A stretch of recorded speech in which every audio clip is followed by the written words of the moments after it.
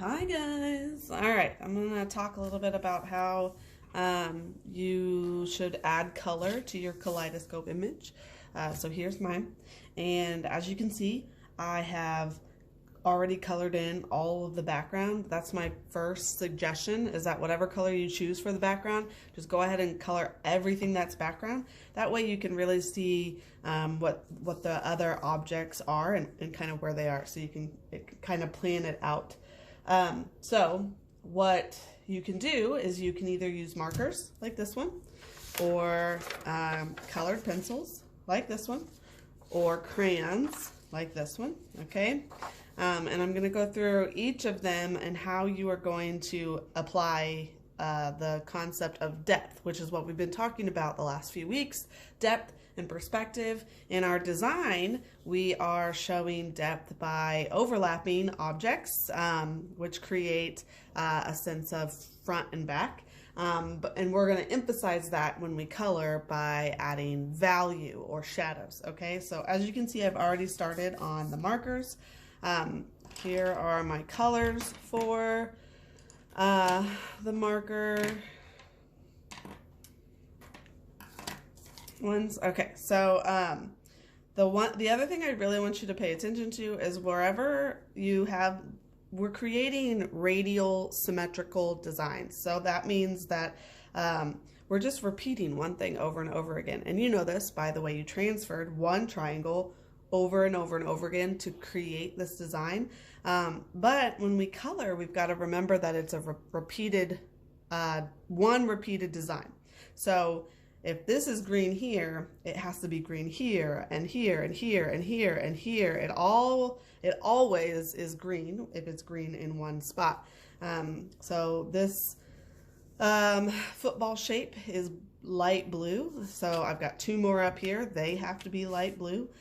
This diamond is orange. It has to remain orange throughout. So no matter what colors you choose, you just have to be consistent in that the object is the same color everywhere it appears in your design, whatever object it is, okay? So I'm going to start by doing some of the green, this green tube that goes underneath the orange. So it's over here.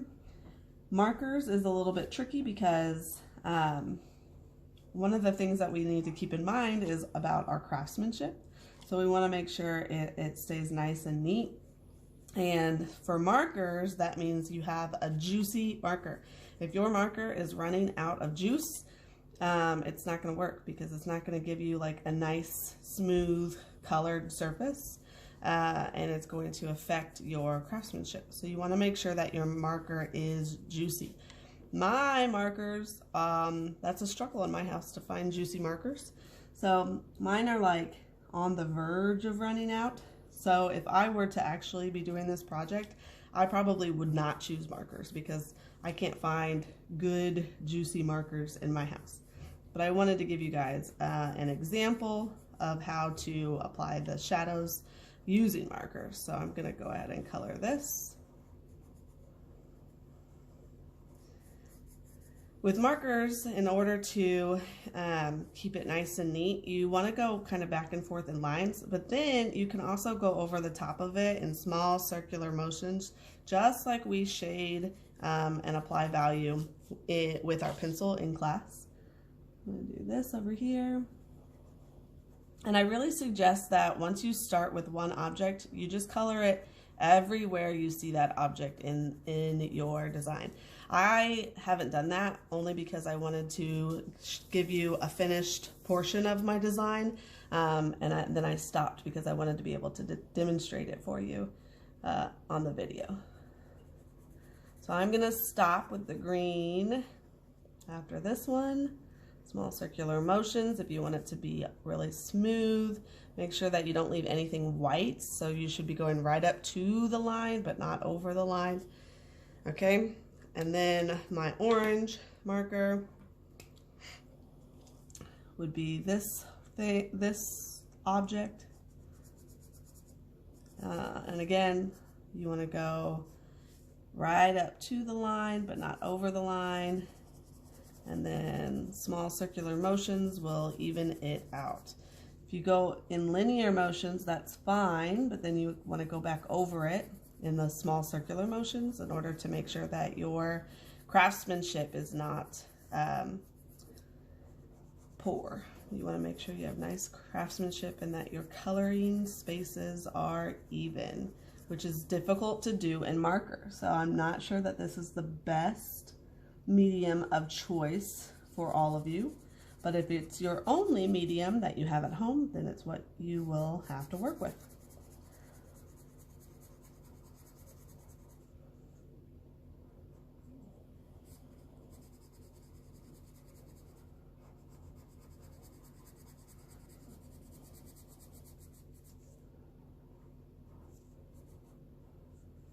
Okay, I'm going to stop it right here and talk about how you are going to add shadows in markers. Okay, so as you can see, I've got some shadows on these other ones that I have, and our goal is to add depth everywhere that we've already created depth with overlap. And then you could kind of be creative in where else you add it, but everywhere that you have something that is overlapping, you need to show that there's a shadow, and that's what we're going to add value to. So you can see this green tube over here goes underneath the orange tube, and where it appears to go underneath, I've added a black shadow that fades or gradiates out into nothing. So remember how we do that. We do that by pressure. You can do that with a black colored pencil, or you can do that with just a regular pencil. Either one should be fine. But you're going to find all the places that you have an overlap, and you're going to apply a shadow. So I'm going to just kind of do small circular motions, and I'm going to fade it out. This is actually still wet from when I just did the marker, so it's probably best to let it kind of dry before you try that. So I'm going to go down here to an area that I've already colored before I started this video. So right here, this green box goes underneath this orange tube. So I'm going to actually add a shadow under there. It's going to be darkest where it gets closest to the orange tube, and then it's going to gradiate or fade into thin air or back into that green. So I'm just going to add a small shadow, and I'm going to do circular motions so that it fades and release my pressure. And then this yellow or this orange tube actually goes underneath that green square as well. So I'm going to do a shadow on this side. It's going to be darkest where it's closest to the green square, and then I'm going to just let it fade smoothly into the orange there. I'm going to do the same on this side because it is a radial design, and everywhere I find this orange diamond that goes through the green square, I'm going to add the shadow in the same spot. And so my green square's here. Small circular motions, releasing that pressure so that you get a really nice blended gradient. Okay, so now I think this is probably dry, so I can come back and add that value there. It's going to be darkest where it's closest to the orange tube, and it's going to gradually gradiate out. Small circular motions, releasing that pressure. So I'm going to push kind of hard as it's closest to the orange tube, and then I'm just going to gradiate that shadow. So you're going to do that everywhere you have something that overlaps something else. The object that's beneath should have a shadow where it appears to go underneath. The other thing is you can get kind of creative with some standalone shapes. So like this football shape and then this star shape over here. You can kind of get creative with the depth on that, as you can see I've done on these three. And what I mean by that is if it's a standalone shape and nothing goes through it and it's not really on top or below, just kind of floating, you can give it some depth in form, meaning you have a shadow on the outer edges of that form, and then you gradiate it towards the center, which gives the illusion that that shape is not 2D, but it's 3D and it has form. Okay, so that's how you do it with marker. You add your shadows with colored pencil or regular pencil everywhere you have something that overlaps. Okay, now I'm going to show you crayon. Crayon and colored pencil are very similar in that you add value by pressing harder, right? So again, I've got this green tube, so it should be green over here. What I'll say about crayon and colored pencil is that you probably want to have something that you can sharpen. Like if you have a crayon sharpener, then go ahead and use crayons. But you're going to want to be able to sharpen your colored pencils and your crayons because you're going to be using them a lot and they're going to get dull. But the same principles apply. You want to go in small circular motions so that you're creating a smooth value over the whole shape. And then where it goes under something else, you're going to press a little bit harder. And then you're going to go small circular motions as you release that pressure out towards the highlight. And then you've got a fade. You've got a gradient that shows you that shadow. And that shadow just further emphasizes that we've created depth by overlap. Remember, it's all an illusion. We want people to believe there's depth, okay? So you can see I've already done some of this. I've done the standalone blue shape, and then here's my orange diamond that goes underneath the green square. They've all got their gradients and values underneath it as well. The other thing I did on this one was I attempted to do with this orange shape as I did with this blue shape. I don't know if you guys can see that. Yeah, okay. I tried to have a darker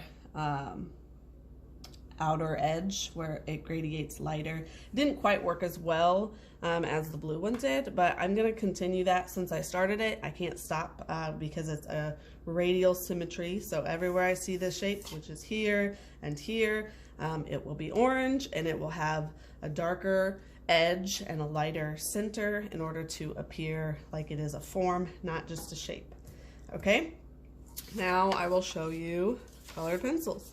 Colored pencils is the same as pencils, or actually the same as crayons as well, where you're going to create shadow by pressure. So you can see I've already done it here. Here is a more successful of that orange shape with the outer edges like that. So here's, remember this is a blue, my football shape is blue, so I'm going to color it blue. I'm going to color it really lightly with my colored pencil, round circular motions, and then I can apply pressure on the outside, creating that shadow and slowly releasing that pressure to create a nice gradient. A nice, even, smooth gradient. You don't want to tell where you start and stop your shadows. You want it to look really natural. Okay, so there's that. So I can add value with my orange diamond here. Make sure that everything is nice and smooth and that you're going right up to the edge. And then my shadow, remember, is going to be where my shape goes underneath something else. So it's right here. So I'm going to add more pressure, and then I'm going to slowly release that pressure so that my gradient is nice and smooth and it looks nice, really, really natural. See how gorgeous that is? Add my pressure right up where it would go underneath, and then in small circular motions, I'm slowly releasing and blending that shadow into the rest of the shape. All right. So again, I would continue to add color. Everywhere I see the shape, I would color it. If I were you, I wouldn't jump around your colors like I've been doing. I'm trying to do that so you can see a wide variety of values and techniques. But I would just decide the color of this and color all of them that color. Okay, get all of your coloring done before you go and add your value. I think that's another trick that I would use, or a tip that I would use, just so that you have all of your colors mapped out. So just color everything really lightly so that you can go back and add some pressure where you want it to be, wanted to add pressure. Notice that my yellows here are pretty dark, but I've got all of them finished, and I knew that I wanted them to be visible, and yellow is a really light color, so I just went ahead and added pressure all over that shape because I know I'm not going to add a shadow or a value change within that form. Okay. All right. Well, just a couple of reminders. As I just walked through, you have to pick 3 to 5 colors, so no less than 3 colors, no more than 5 colors. You really should choose your background color and color all of your background. Everything that is background needs to be colored first, and then go shape by shape or form by form and color all of that object. After everything is colored, you need to add depth by adding value. So if you're using marker, you're going to add value by colored pencil, a black colored pencil, or just a regular pencil, as you can see here. If you're using crayon, you're going to add value by adding pressure where those shadows should be, as you can see here. And if you're using colored pencil, same thing, you're going to add value by adding pressure where those shadows should be, as you can see on my example. These examples will be put up on the Moodle if you want to reference back to them. I'm just going to work on them this week, but I'll put them up as they are now so you can kind of see my in-progress works on all 3. Okay? All right. Good luck, guys. Let me know if you have any questions. Thanks.